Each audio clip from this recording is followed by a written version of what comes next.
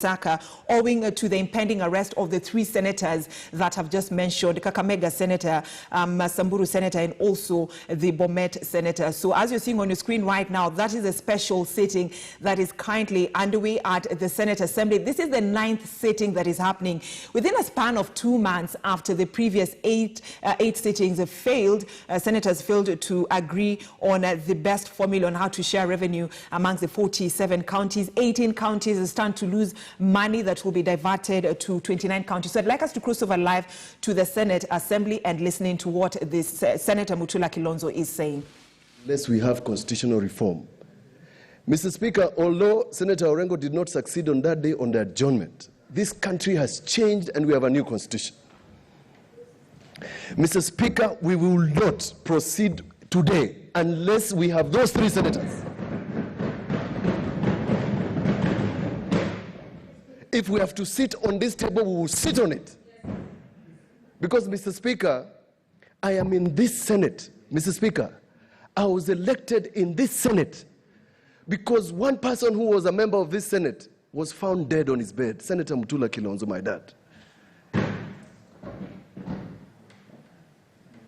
And if it's not Malala, and if it's not Lelegwe, it's going to be me or you. The former President Moi, may his soul rest in peace, as the President of the Republic, allowed Senator Orengo to tell him on his face that he was misleading the country. We must tell the President Uhuru Kenyatta that we will not allow. This sort of thing cannot happen in Kenya.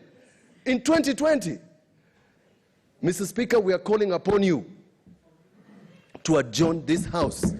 Tell the IG we need the senators here. Unless those senators have committed treason, which is not bailable. Mr. Speaker, those senators should be here to conduct their business. I have represented Senator Haniri. Yes, I represented Senator Haniri when he was an assistant minister. When I was a young man, he was released on his own personal cognizance as an assistant minister.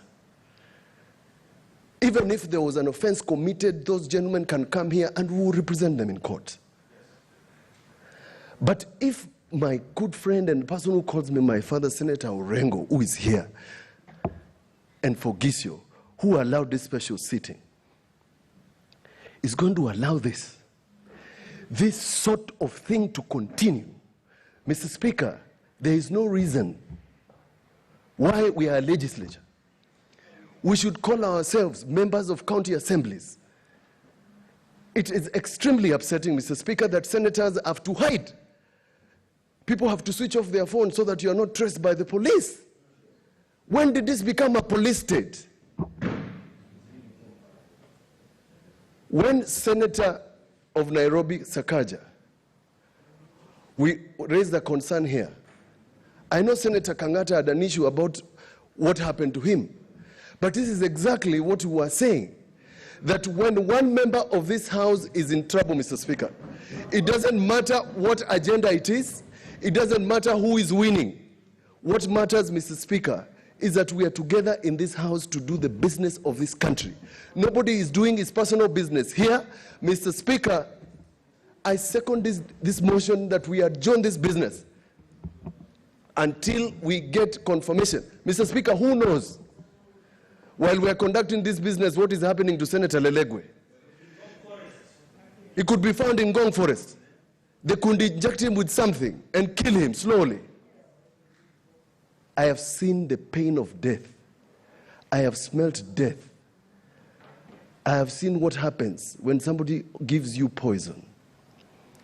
You bleed and bleed so much, like my father did. May not happen to another person, because we are not conducting personal business of any person. I support. Thank you, Speaker.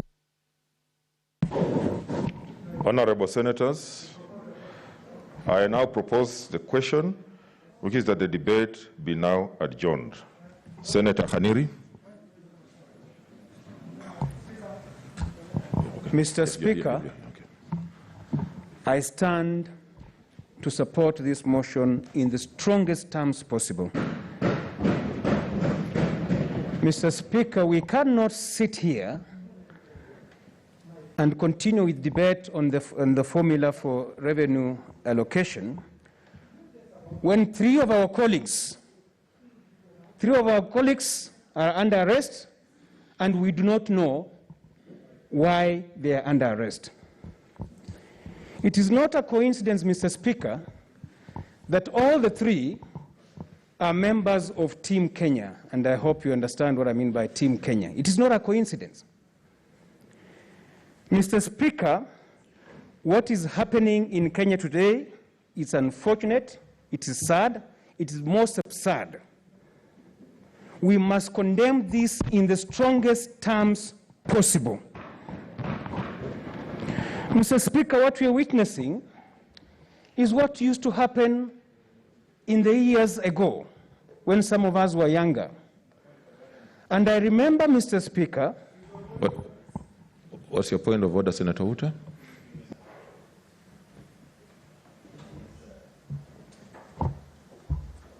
You are not on the mic. Okay, you're okay. Mr. Speaker, thank you for giving me this opportunity, but I wanted to ask the Senator Haniri of Vihiga, if you are all here as a Senate of the Republic of Kenya, is Senator in order to call other senators Team Kenya?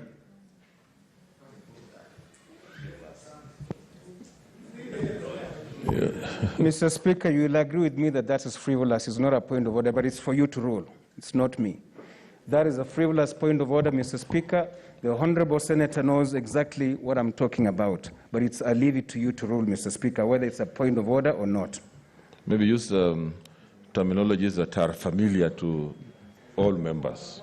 Okay. Mr. Proceed. Speaker, Team Kenya is a team of senators who have come together to ensure that there is equity in distribution of resources or the funds that go to the counties, and they're the senators who are opposing strongly the formula that has been brought forth by the Committee on Finance, if you didn't know. Mr. Speaker, I was saying that what we were witnessing today is what used to happen many years ago.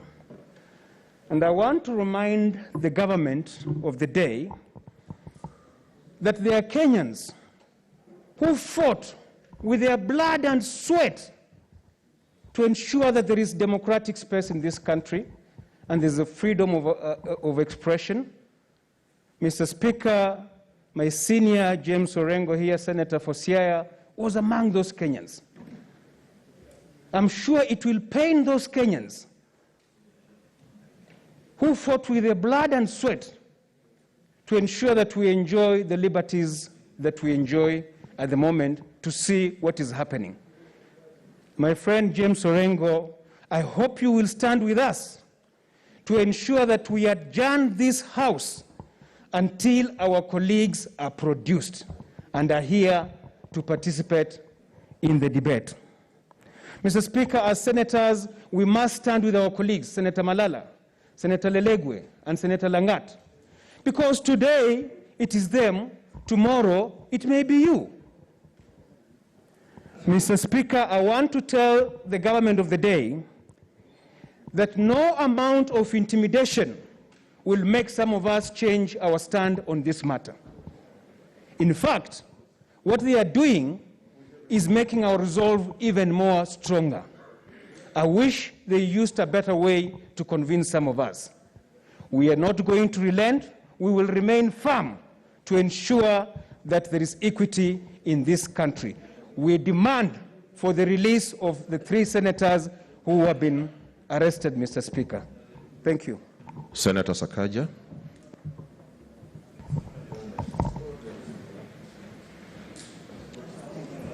Thank you, Mr. Okay, I see there's a lot of interest, so let's spend 5 minutes each. Senator Sakaja.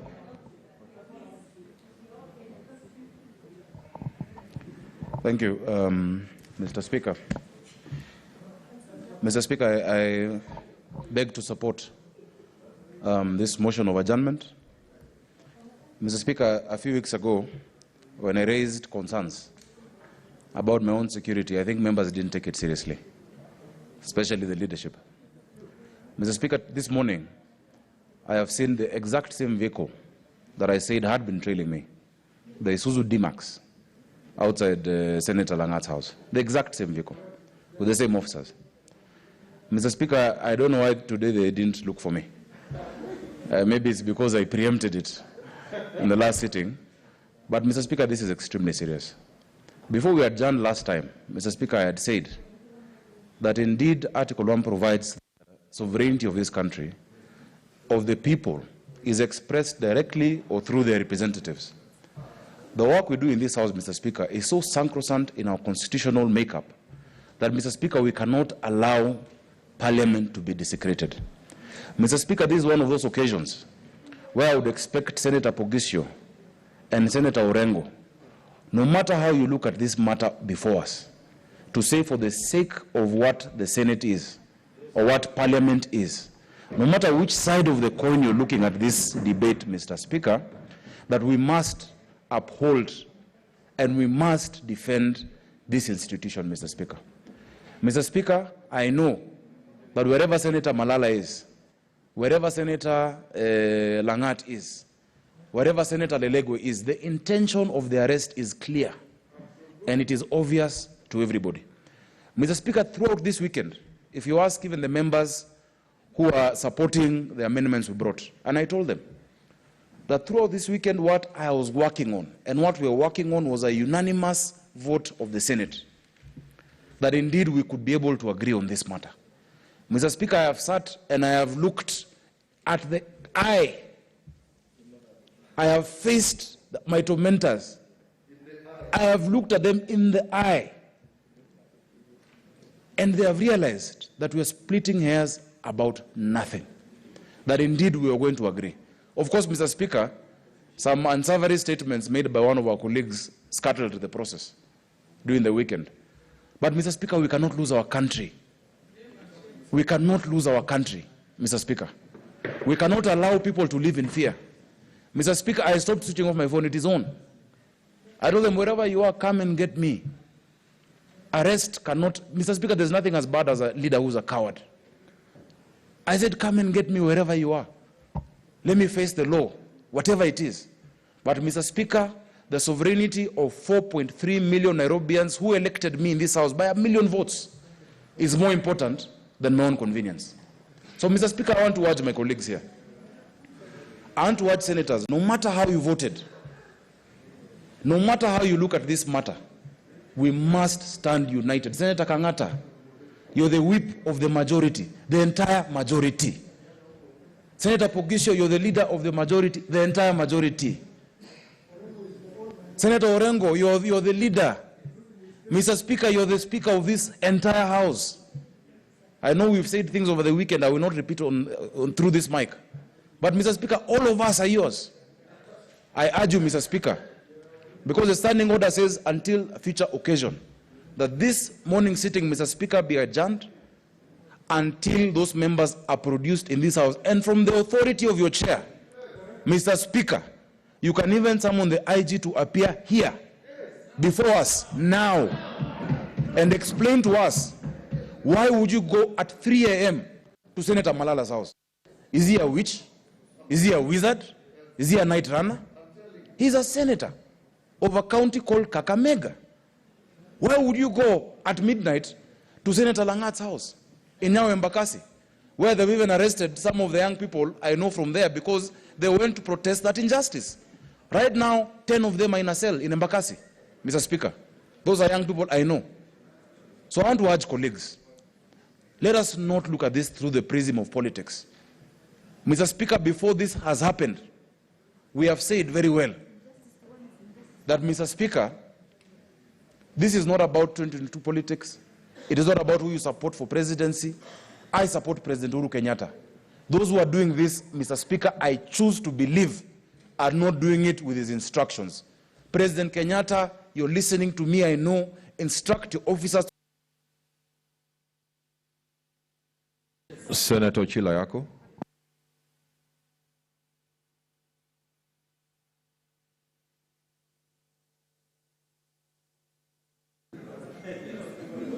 Order, Senator. Which one? Mr. Speaker, the sentence I was finishing was just an appeal to His Excellency not to allow overzealous officers to taint his legacy. His legacy is not of clamping down democracy. He is a Democrat, Mr. Speaker. Thank you.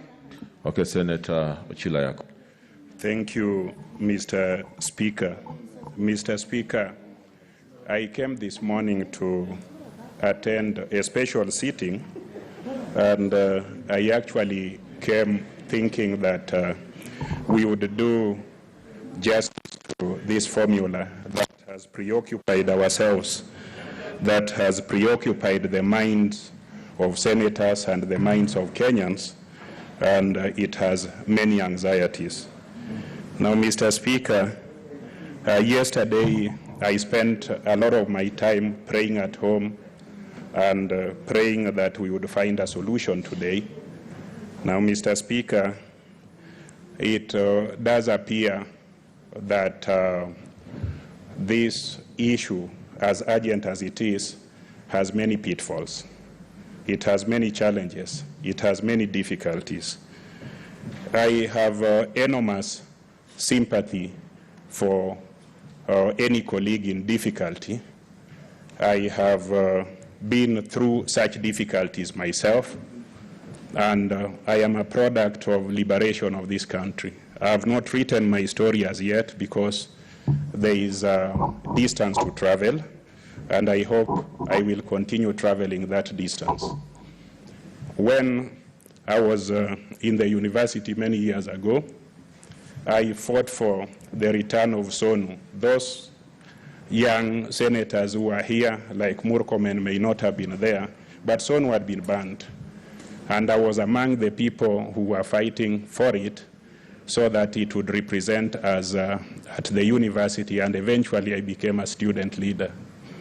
Mr. Speaker, a lot of things have happened, but really when I was looking at our social media page, our WhatsApp, I noticed that there was a tension.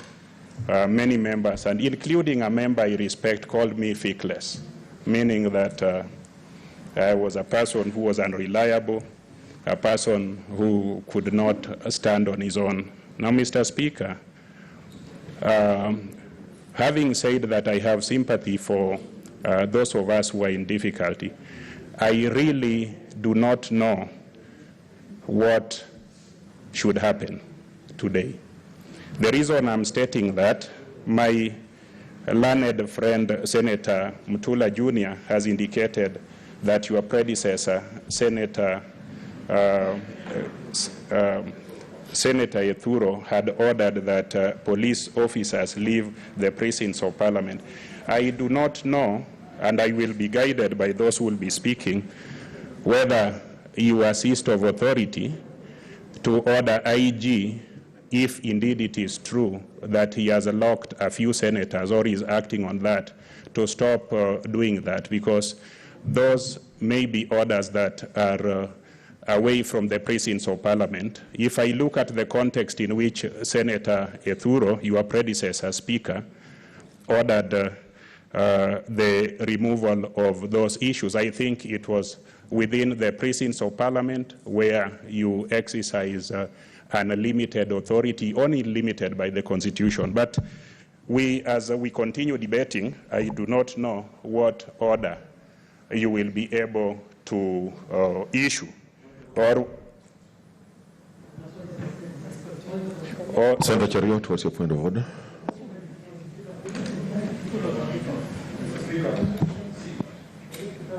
You're not on mic. Give him the mic.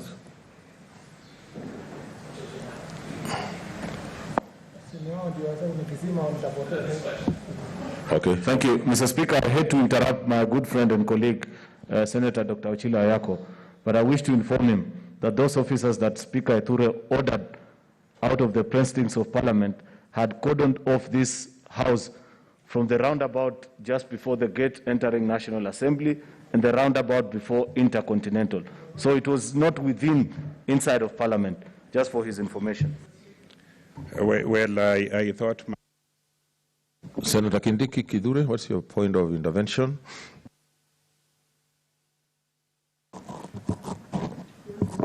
Mr. Speaker, just to add on that, because Senator Ochilo Ayako is asking what powers would the Speaker or the Senate have outside the President of Parliament, no member may be arrested while proceeding or getting out of Parliament or a committee of Parliament. That is the Parliamentary Powers and Privileges Act.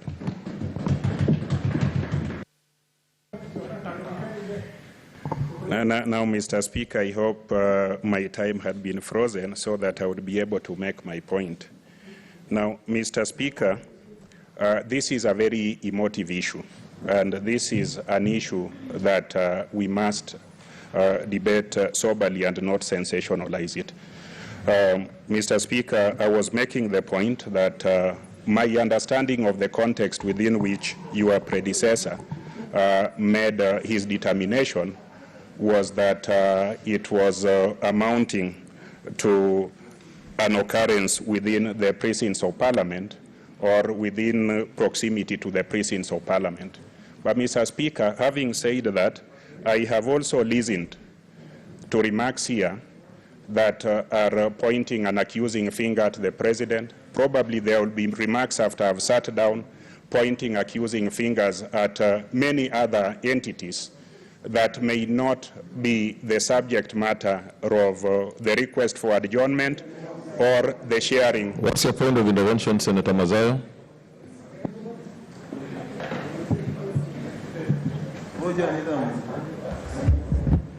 Asante Bwana Spika. Bwana Spika, je, ni usawa ya kwamba ndugu yetu Seneta Achilo Ayako anasema kuna mtu yoyote ambaye amemtaja rais wa Jamhuri ya Kenya kwa ubaya wowote?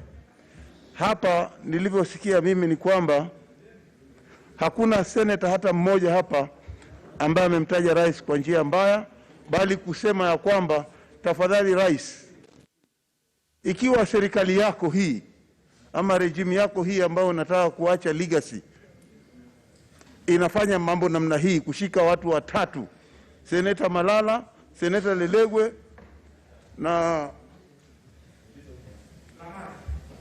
Seneta Dr. Lagat, ni usawa kwamba maseneta watatu wanaweza kushikwa usiku wa kulalia mjadala ambao unahusika kama huu? Hakuna mtu ametukana rais hapa. Je, ni haki yeye Achilo Ayako kusema kwamba kuna mtu ametukana ama kuna seneta yoyote hapa ameweza kumtukana rais? Mimi sikusikia hiyo. Senator Oyako. Mr. Speaker, I noticed that all of these so-called points of orders are just other or alternative facts from the facts that I'm presenting. Now, Mr. Speaker, I am speaking with a lot of humility and understanding about what is alleged to be happening to my colleagues. I'm not seized of the facts. I came here to debate a motion on the formula. These facts or these allegations are presented here, and it is important as we debate this very emotive issue, we also do not perhaps mislead ourselves, because I am not seized of the facts. In fact, as I was talking to one of my unnamed colleagues here, I also got information that a few of our colleagues, because this thing has become very divisive,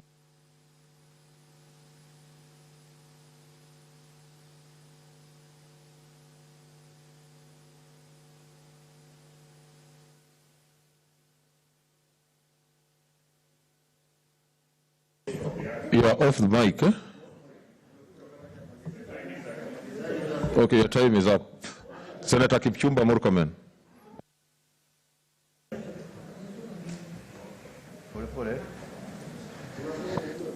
Thank you, Mr. Speaker. Mr. Speaker,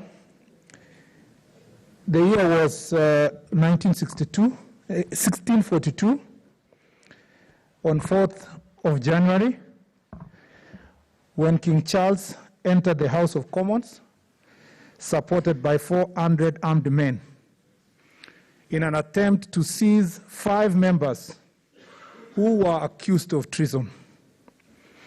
The Speaker who was presiding over the House of Commons was one Sir William Lenthal.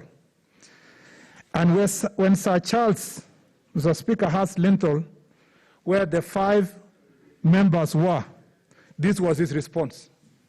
Mr. Speaker, he responded, "I have neither eyes to see nor tongue to speak in this place, but as this House is pleased to direct me." And Mr. Speaker, history records that Speaker Lenthal became the first Speaker in England to declare his allegiance, Mr. Speaker, to the liberty of Parliament instead of the King. Mr. Speaker, Parliament is at crossroads.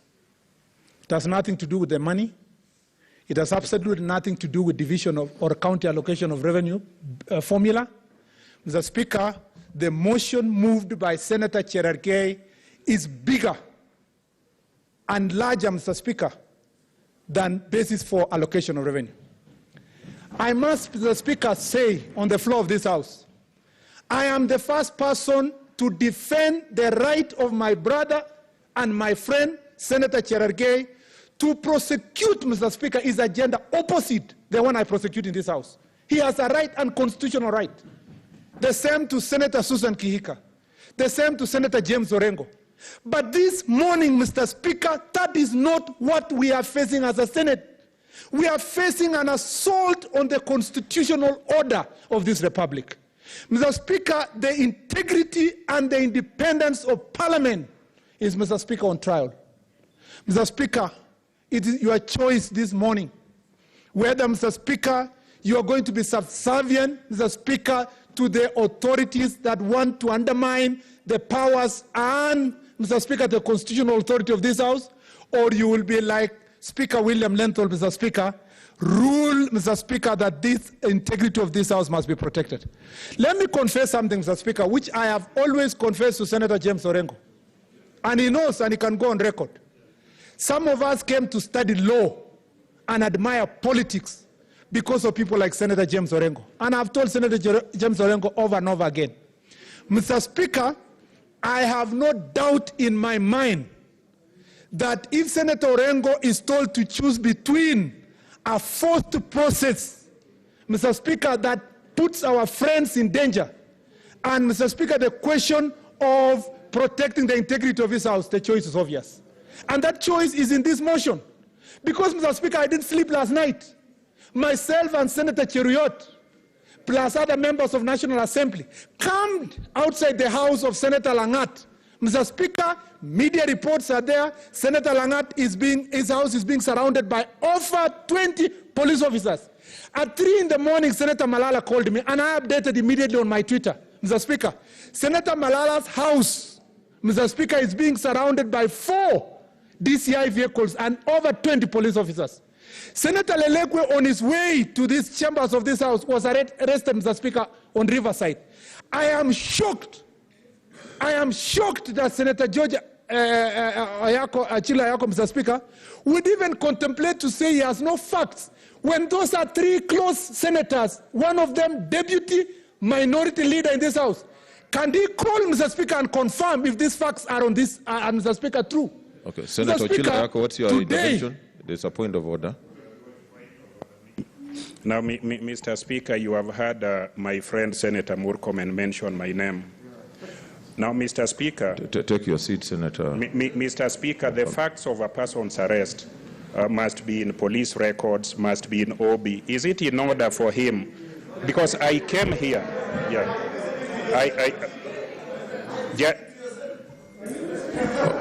Mr. Speaker, can I be heard? Order, Senators. Can I be heard? You may not agree with what he's saying, but give me an opportunity to say what I did not mean to interrupt Senator Murkomen, but the fact that he mentioned my name, I left my house and came here.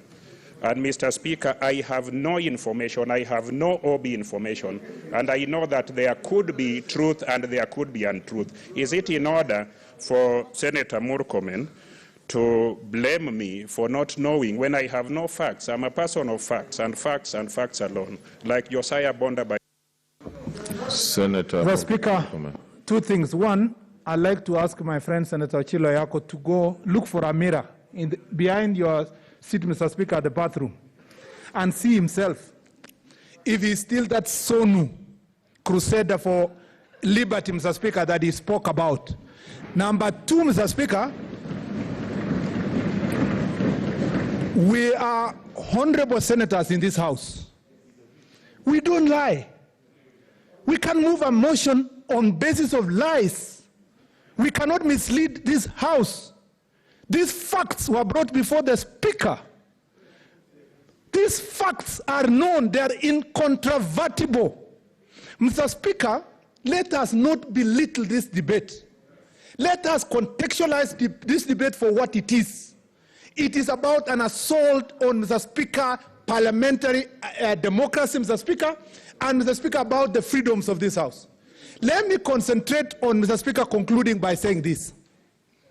This Senate this morning is not being asked to adjourn so that you can assist this side or the other on the question on the basis of allocation of revenue. In fact, Mr. Speaker, I have refused, as a matter of fact, to go or prosecute my position on the question of voting for resources, because my position is not superior to those who are on the other side. It's a question of when you vote, the other side, which has the numbers, can pass.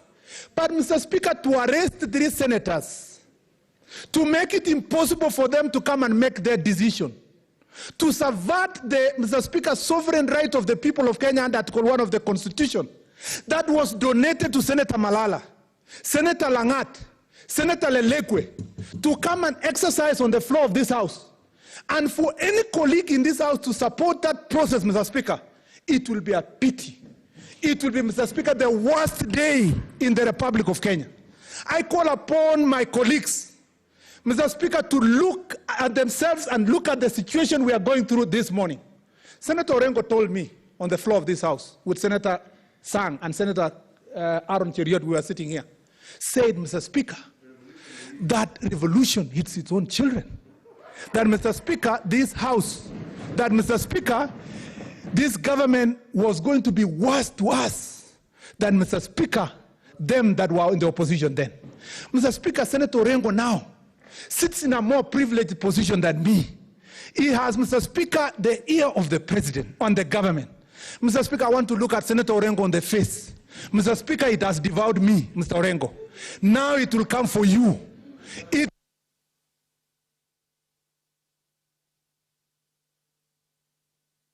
Okay. To apply, it's the time for Senator Orengo. To, Mr. Speaker, remember, I'm concluding, Mr. Speaker, to remember his words to me, that yes, that revolution devoured me. Yes, it drew me to the backbench. Yes, Mr. Speaker, our rights have been violated. Okay. It is your turn, Senator Orengo, sitting in position of power, to say no to the subversion of those rights, Mr. Speaker. I thank you, Mr. Speaker. Senator James Orengo. Yeah, you have.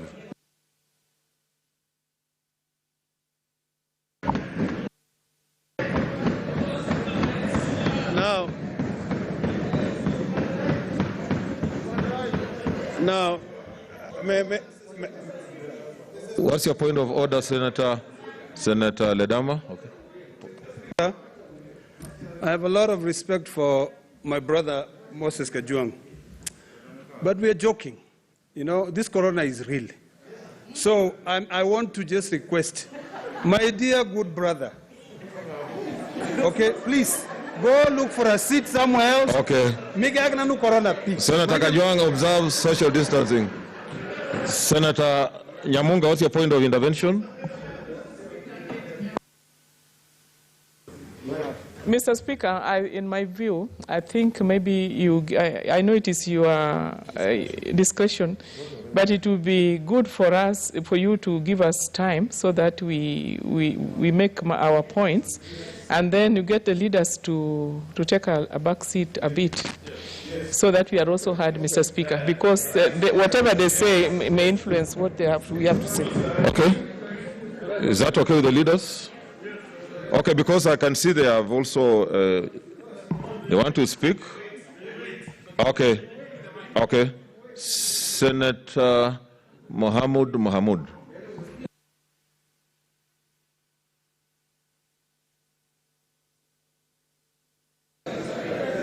Mr. Speaker, sir, I stand to support this motion. Mr. Speaker, this is the Senate of the Republic of Kenya. A few days ago, I tweeted that this Senate is under siege. I also tweeted that we are actually at crossroads. Mr. Speaker, sir, I want to challenge the leadership, both my good friend, the Senator for West Pokot, Senator Bugusho, and Senator Orengo of Kisiaya, to take leadership in this House and fight for the right of this House. So, Speaker, sir, as the Speaker of this Senate, you are today in a very, very serious position. This House is on trial, and you, as a mediator and a bit of this House, has a role to play. So, Speaker, sir, we cannot allow the democracy that this country has fought for to be clawed back. Kenyans fought for a constitution, a very liberal constitution with a very, very liberal Bill of Rights, and now it's being clawed back. We cannot turn Kenya into a police state. It's very unfortunate. So, Speaker, sir, last night, in fact, I was following what's happening at the Langat's house. A lot of my colleagues and a lot of my constituents live there. In fact, the whole estate was awake last night. It was very shameful. The police were there as if they are arresting an Al-Shabaab guy. Dr. Langat is a senator, a distinguished senator of Kenya from Bomet. He cannot be, see in that manner. So, Speaker, sir, Senator Malala tweeted last night that his house has been condoned by police. It's very unfortunate. This morning, Senator Legwe, we talked to him and he said he was on his way to Senate and he was arrested. All this is being done because of the agenda that is before the House this time. This is intimidation.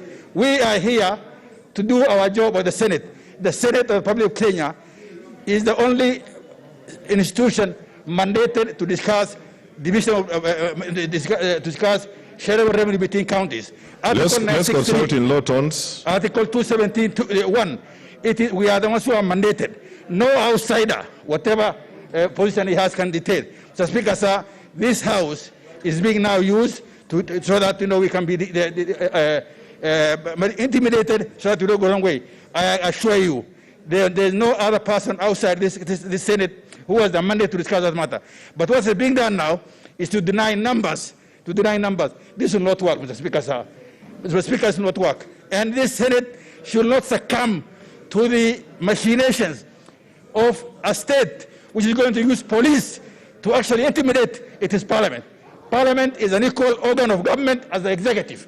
We cannot allow to be intimidated. So, Speaker, sir, I want to support the motion that unless our colleagues are produced in this House and the RG be brought here in the Committee of the Whole House, this Senate should not debate even the issue of revenue collection, revenue allocation. We don't want revenue for anything. We don't want it.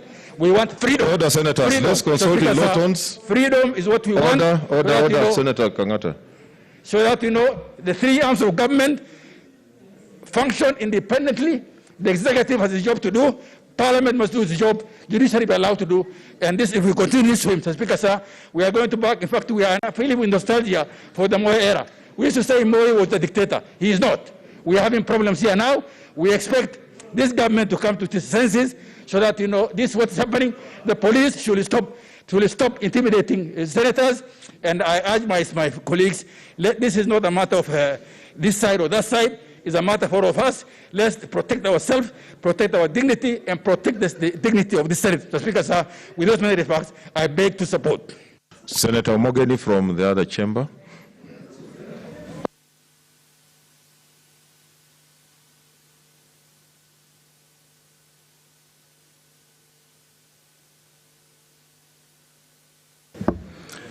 Thank you, Mr. Speaker. I first want to go on record as supporting this motion for adjournment. And Mr. Speaker, this is a very sad day in the history of this Senate. So I'd like us to cross over live to Nyayo Estate, where the lawyer for the Bomet Senator Christopher Langat is currently addressing members of the press. To arrest the senator, he said he does not know why they are here to arrest the senator, and only the OCS from Bomet knows why they are here to arrest the senator. I've asked for the OCS from Bomet to present himself here and indicate why the senator should continue being held in his house. It's over 30 minutes. The OCS Bomet cannot be traced. Now, this is an issue of great concern, because if the information we are hearing is anything to go by, this appears to be an attempt to restrain and curtail the senator from going to the Senate to cast a vote. And Kenyans, if this is where we're going, and a senator duly elected by his people cannot be given permission to go and perform his duty in the Senate, what guarantee do you have that as a Kenyan you will be able to exercise your civic duty and vote? And it is quite appalling. And over and above talking to the OCS Ebakasi, I've called the Director of Criminal Investigation, George Kinoti. His phone is not going through. I've called the Office of the Inspector General of Police. I've been told he's in a security meeting. And I want to give them the benefit of doubt. They have said that as soon as they're out of that meeting, they'll indicate to me the reason as to why their officers are camped here. But what is most important, the Inspector General of Police or whoever is giving command to the Inspector General of Police must indicate if there is any crime that the senator has been suspected of having committed, then we take him to a court of law, because that is where crimes are determined. But if the senator is being curtailed from going to the Senate, then this is a day that will go down in the history of Kenya as a day of infamy. It will be a sad day. There were concerns early in the morning that around 5 senators would be arrested and prevented from attending the Senate sittings today because of what is going on at the Senate currently. Do you feel concerned that one arm of the government is curtailing the other arm of the government from performing their own duties? Well, let me emphasize, I do not want to preempt what the Inspector General of Police may be investigating. If for whatever reason the senators are suspected of having committed a crime, then it is within the power of the police to investigate and arrest them. But if there is no crime that they have committed, and the only reason as to why they are being held siege in their houses is to prevent them from going to the Senate, then this is the epitome of abuse of power. We're going into what will be a police state. And look, what you're seeing now is not new. Let me take you back to 1990, when there was clamor for multi-party democracy. What happened? All the proponents of that quest were arrested in Nairobi, and all of them were flown to their local district of domicile. They were flown to Meru, some were flown to Siaya, others were flown to Eldoret, others were flown to Kitale. And this is what you're seeing now. 10 years after the promulgation of the Constitution, Kenyans must really be afraid of what we are encountering right now. How should one be arrested? Should the police just come and arrest a person? They don't have a warrant of arrest? Or did they tell you they have a warrant of arrest?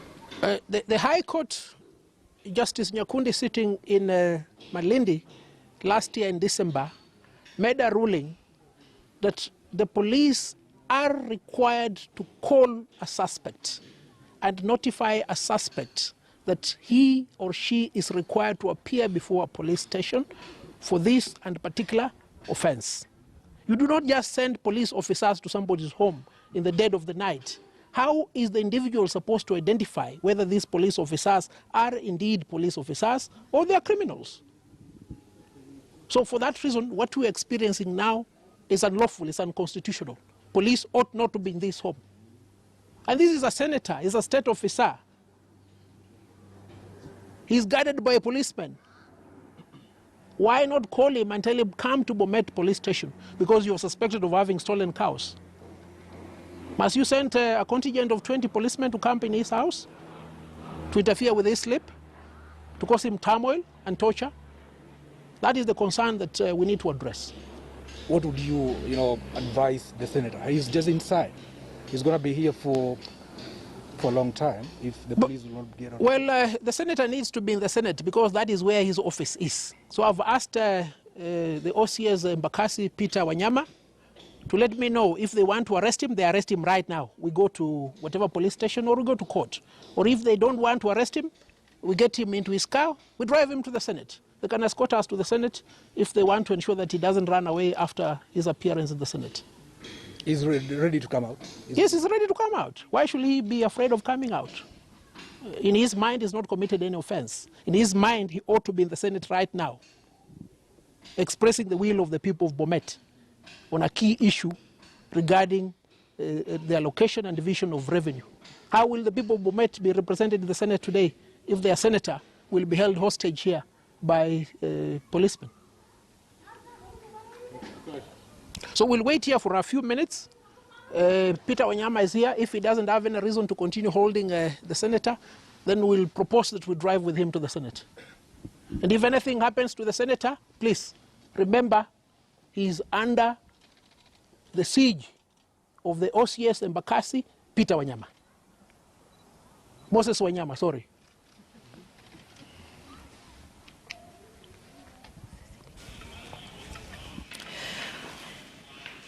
All right, that is the lawyer for Bomet Senator Christopher Lagat, the president of the Law Society of Kenya, Nelson Harvey, talking to members of the press, questioning why the senator is still being held by police officers, and is actually requesting the OCS for Bomet to come to Nairobi and state why the senator is supposed to be arrested. But on the other side, on the floor of the House, senators want the morning session on that special sitting on the revenue sharing formula of funds within the 47 counties adjourned until the 3 senators appear on the floor of the House. That is Senator Malala, Kakamega Senator for Kakamega Senator Cleophas Malala, Samburu Senator, and also Bomet Senator Christopher Lagat. All the senators are not on the floor of the House to debate on this crucial bill.